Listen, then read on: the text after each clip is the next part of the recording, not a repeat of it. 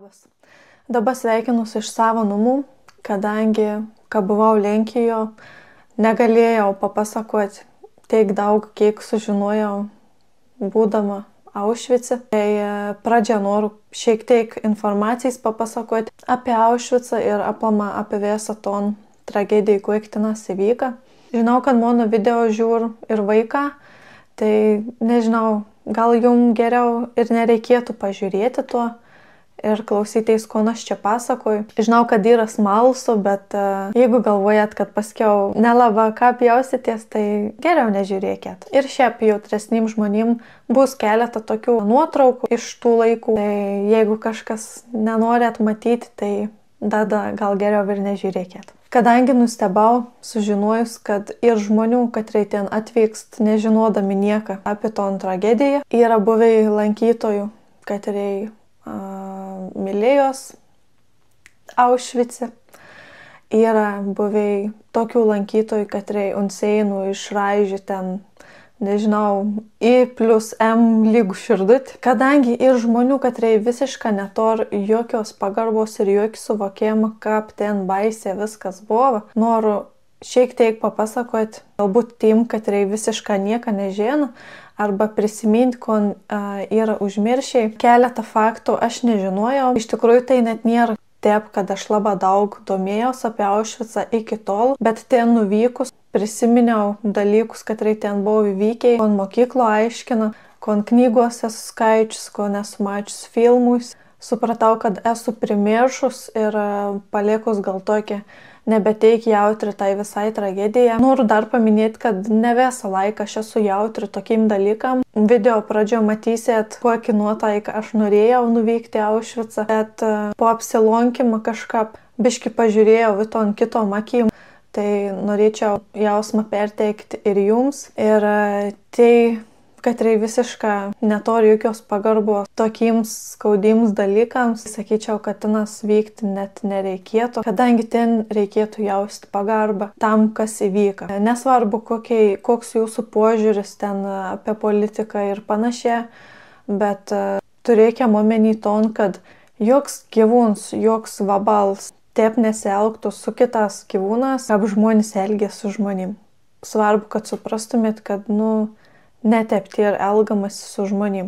Tai pradžia noriu papasakoti, kaip nacija žiūrėjo į kitataučius. Tai aniai savi laikė aukštesnį rūšim, protingesnės, geresnės, tikrą kraują. Labai paprasta gal nuskambės, bet visi, katrai nėra žydrų akių, nėra verti gyventi unto žemės. Tai viena iš priežasčių, sakykime, dėl ko tenas buvo pradedamas tokias masinis žudynės. Mes esam kažką įpratę girdėti, kad Aušvice degino žydus, bet iš tikrųjų ten buvo ne tik žyda. Prie tų tokių netikėlių buvo priskiriami žyda, romų tautybės žmonės, homoseksualų žmonės, žmonės su neįgalumu.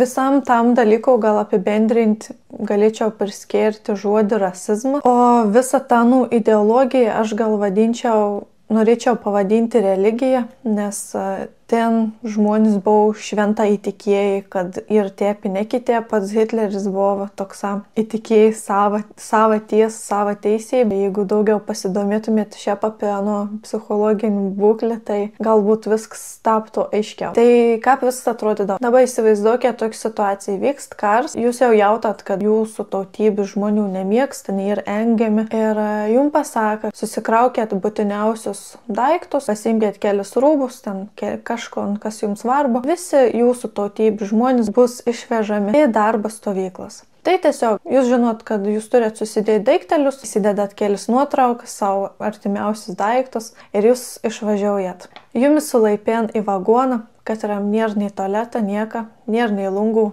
jokios šviesos. Ir tame vagone esat ne tik jūs, tame vagone yra dar 100 žmonių. Ir vietas yra tiek maža, kad jūs visi galite tik stovėti. Atsisėsti, atsigulti neįmanoma. Ir jūs taip važiuojat 2 savaitės. Prie visos tos kelionės prisideda dar ir tas, kad jūs neturėt tualetą. Gal turėt kažkokį skylį grindys, į katron bandot visi pataikyti, bet ar visiems pavyks? Irgi kits klausimas. Jūs taip važiuojat 2 savaitės, be vandens, be maisto. Jūs žinot, kai jūs važiuoja darbuotojais ir daugiau nieko. Po kurio laiko kažkas miršta. Tam vagonį miršta vienas žmogus, kitas žmogus. Bet jūs pradedat jau net ir džiaugtis, kadangi jūs tus lavonus galėt štabeliauti vienas ant kito ir turėsit vietos atsisėsti.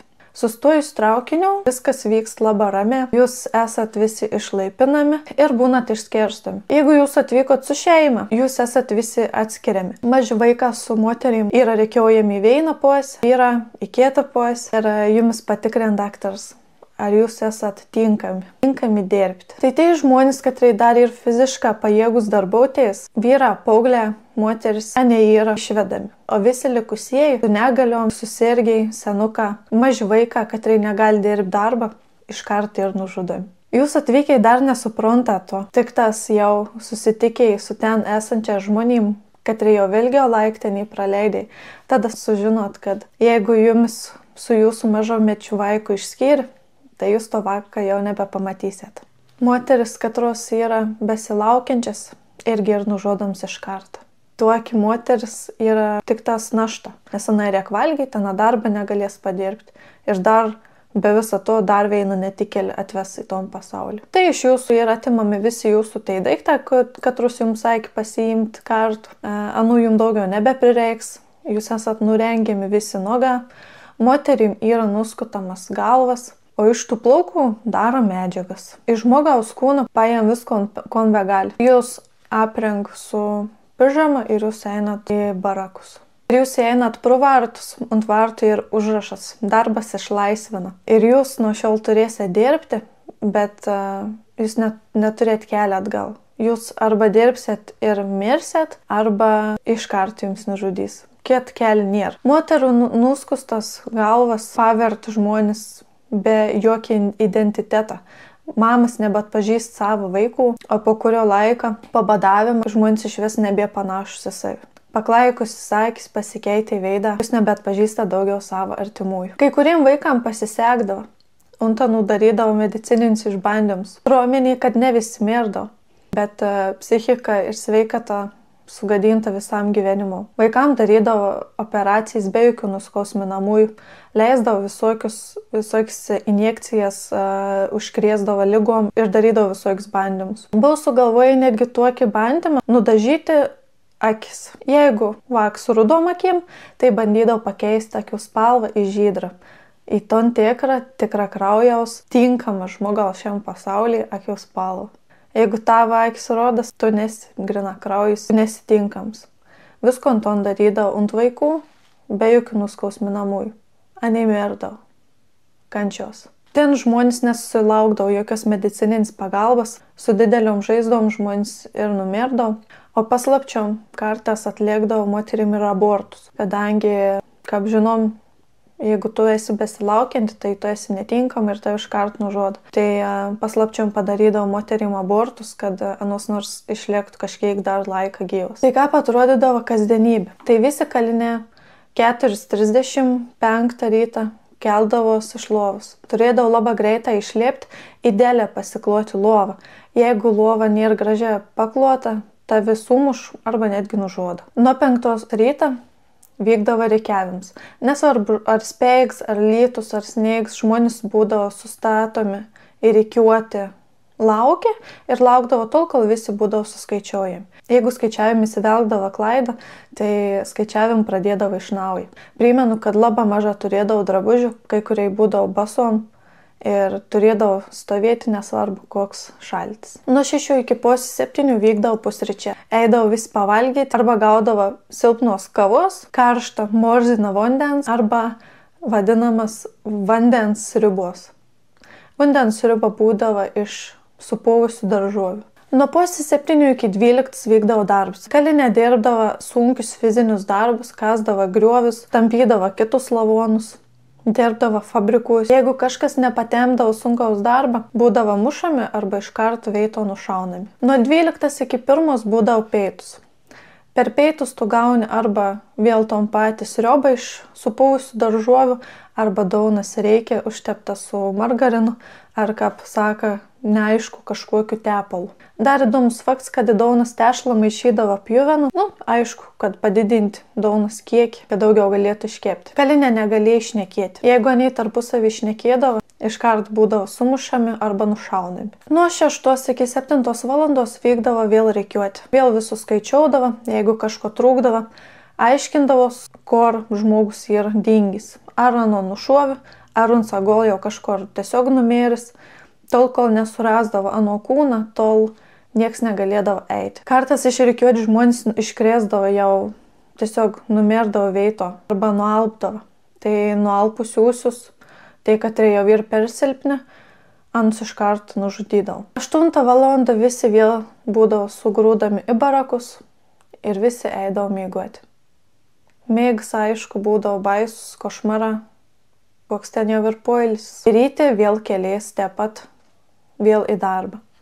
Tai maistą jiem duodavo tik tam, kada negalėtų kažkiek laiką dar išgyventi. Kada jau visiškai nusilpdavo organizmas, žmonės numirdavo arba būdavo nužudomi ir atvežami naujai partijai. Ir vėl taip išnaudojami žmonės. Vandens neturėdavo nei atsigerti, nei atsiprausti. Mėnesiais aniai nesiprausdavo, turėdavo utelių, sirgdavo. Ligų jokių nieks negydydavo. Tu negalėjai pasiskųsti, kad tu sergi. Jeigu tu sergi, tai dar blogiau, nes tave iš karto nužudys. Nebūdavo išeiginių. Dirbdavo vis laik taip pat. Savaitgalės kartas būdavo ypatinga. Sunkis deinas, duodavo darbą ypatingą sunkioms užduotims. Nors buvo, kad kalinė pamiršt, kada neįr žmonės. Iš anų tyčiodavos, anus moždavo. Nepasakos, nes patyčias būdavo ne ką žodinis. Ten išsidergdavo visiškai žmogaus. Žmonės vis tiek neprarado vilties. Žmonės svajodavo apie laisvę, apie to, kad kažkada iš ten išeis. Paslapčiom pieždavo, rašydavo eilėraščius, dainuodavo. Bet to negalėjai daryti. Reikėjo būti ramė, nešnekėti, niek negalėdavo daryti. Bet paslapčiom žmonės ir paminėdavo šventis. Viltis buvo ta, kad anus visus laikė dar gyvus. Be vilties žmogus ir bejėgis. Kadangi žmonės pieždavo, rašydavo dienoraščius, anus paslėpdavo ir po daug metų aniai buvo atrasti, kai kurios muziejus yra išsaugoti. Todėl mes galėjom sužinoti iš arčiau, kas ten įvyko. Niekas nebuvo fotografuojama, viskas buvo slapta. Todėl, kaip vokiečiai suprato, kad anims jau viskas, aniai visko degina, sprogdėna, naikėna įkalčius. Kokį aniai buvo pragarą ten sužvėriai. Buvo vien žmogus, katras ten pakliovė savo norų. Pats išvažiavo į koncentracijos stovyklą ir 3 metus ten praleido, rinkdams informaciją apie to, kas tenas vyksta. Noriu paminėti, kad nelabai kas ir tikėjo. Negalėjai patikėti, kad taip gali žmonės elgtis su žmonėm. Moteris vogdavo paraką, padarė didelį pasipriešinimą, susprogdėna veiną iš krematoriumų. Tarp kitko, kada žmonės vesdavo į dujų kameras, anims sakydavo, kad ein maudyteis, bet uždarydavo ir paleisdavo dujas. Kai kurie stipri žmonės atsilaikydavo ne 20 minučių. Aplink tavį ir daug žmonių, mata, kad aniai numiršt, o tu dar laikas. Dujų kameroje iki šiol ant seinų tebėra išliekus sunagas, nubraižytas seinas. Žmonės bandydavo gelbėtis. Tokio didelio paniko galvodavo, kad įmanoma prasikasti kelią.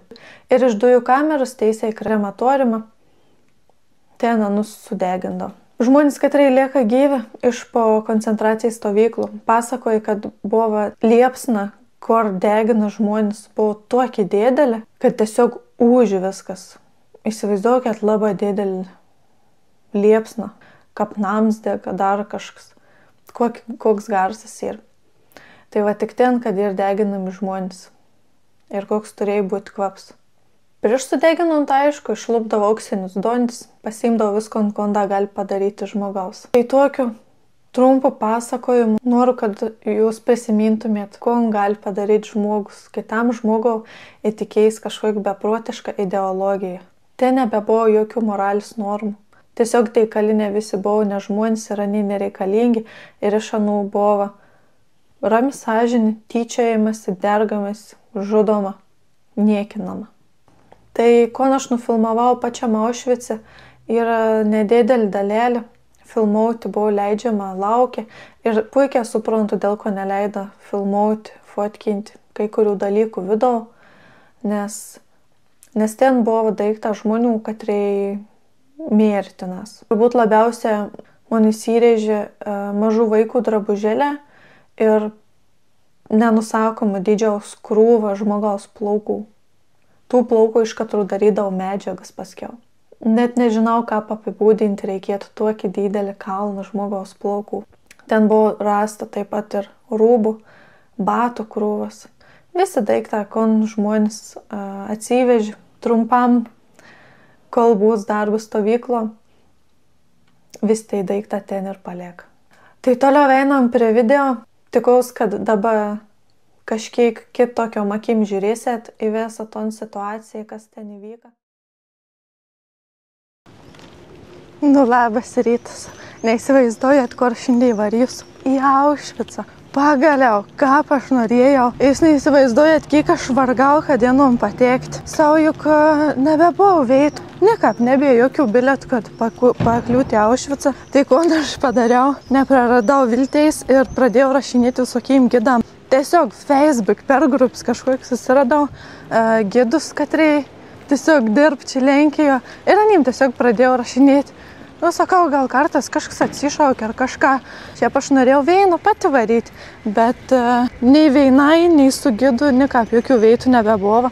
Tai kitą dieną vienas gidas atsiliep, sak, jo, turim kaip tik atsišaukė, sak, galim tai priimti. Tai neužilga ateis paimti žmonės nuo hosteliaus, kur nakvojau, ir varysim į Aušvicą. Bet pirmiausia, mums reikia ko? Kavelis. Einam ieškoti kavos. Misija įvykdyta. Radau kavelis. Tokį iš tirpios kavos, bet nu niek. Vis tai gera. Nu, nie visai gera. Tiksliau labai bloga. Bet, nu, gavau kavelis. Tinas bus ekskursija su gidu ir truks 6-7 valandas. What the hell? Kas per nesąmonė? Ir sakė, bus 15 minučių pertrauk. Tai per tom 15 minučių gali pavalgyti. Jeigu nori, ne, užsako už 15 eurų ten kažkokį beigelį, šokoladukų, kažkokį nesąmonį. Tai sakau, ne, aš pati atsinešu. Tai nusipirkau makaronų su vištien kažkokiu iš parduotuvės. Pati šokoladukų pasėmiau. Nu, žodžiu, tai nesąmonį biškį. Bet 6-7 valandas Aušvic, aš neįsivaizduoju, nes bus gal ten labai didelis įrunsa. Nu, manau, jeigu tiek žmonių ten sukūrena, tai tikrai nemažas. Nu, ko jūs? Kokie čia balondžiai keisti? Ne, iš vis net nebei. Vis nereikda su kuo paspirti, ką pasitrauktų. Jauntą kažko ant bandų supakauti, matau. Įsivaizduojat, už hotelį sumokėjau 12 eurų tik tas. O praeitą naktį sumokėjau 8 eurų, nes paskutinį minutį beiškojau. Nu, žodžiu. Net nespėjau nesureaguoti, kaip atvažiavo.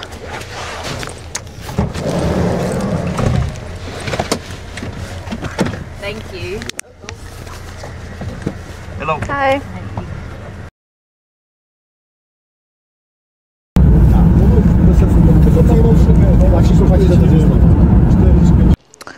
Sustojom prie tokį šitą vagoną.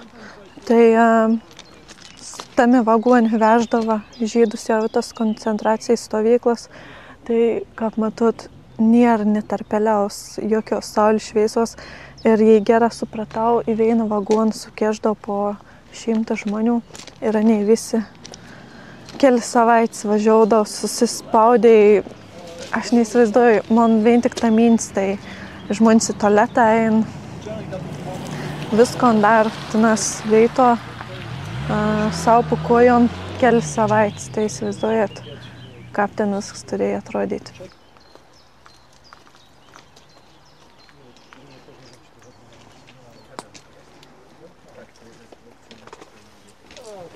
Čia yra piešinė, katrus nupiešė, tai žmonės katrus atveždžių numirti ir tus piešinius paslėpė butelį užkasė į žemę. Tai šitą rado 1947 metas ir jo, paskaitykit on šitą.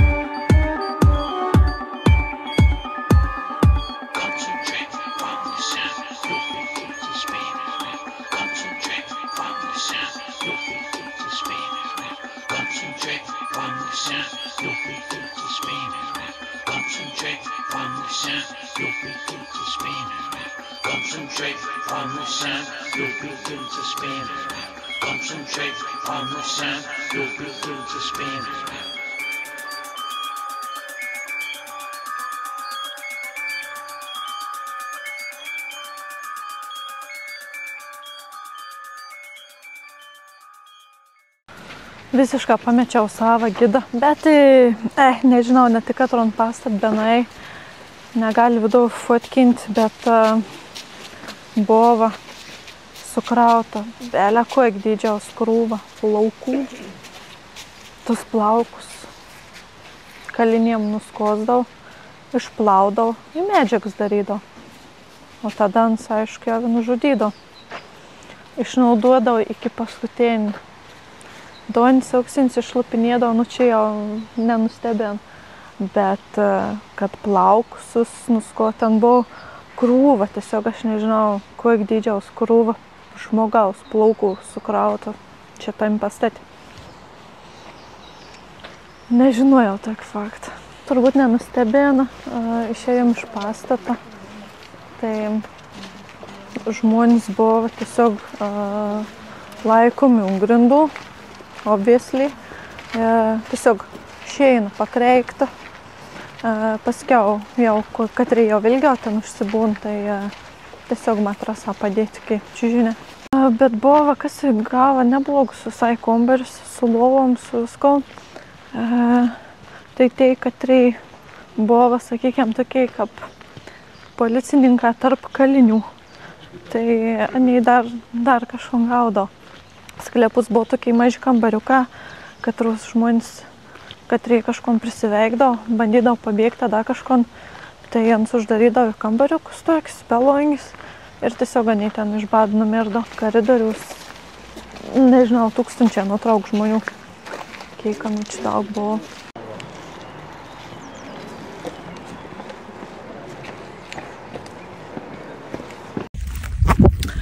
Atsiprašau, jeigu blogs garsas bus, neapspėjau pajungti mikrofoną, į taip jau atsilikau. Žodžiu, esu dabar Birkenau koncentracijos stovykla. Tai čia buvo nužudyts apie milijonas su biškių žmonių. Tai ton šitą vaizdėlį, manau, kiekvienas atpažįstam iš filmų, iš visokių knygų, nuotraukų, paveikslėlių. Tai čia sto vagons, sonu atveždavo žmonės. Tame vagone žmonės būdavo 2 savaitės ir anus atveždavo ir čia išrūžiaudavo. Vyrus vienpos, moteris vienpos, iš karto daktaras pažiūrė, kad jau sunkia laikos, tus iš karto nužudydavo, o tus, kad dar gali dirbti, tai paliekdavo. Kokiam tvart tiesiog anus išrūžiaudavo ir vieno pusė ten būdavo laikomi romų tautybių žmonės, o visur kitur paskirstydavo žydus. Šitą matos da kamina išlikiai.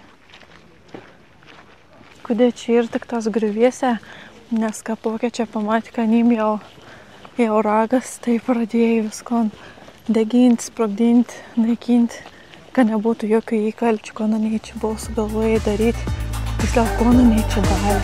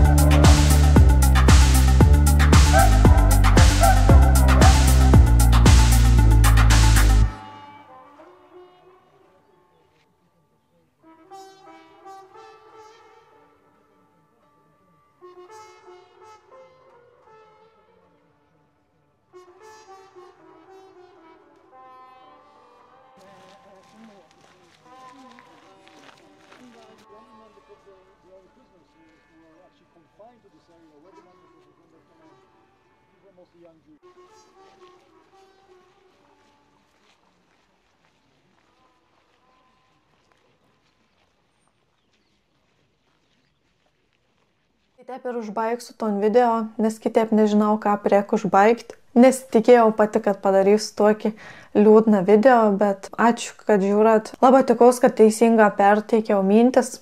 Tikaus, kad nesuklydau pasakodama. Ačiū, kad žiūrėjo. Daugiau tokių video tikaus nebebus. Ir pirmą kartą turbūt noriu padėkoti tim, kad mane remat.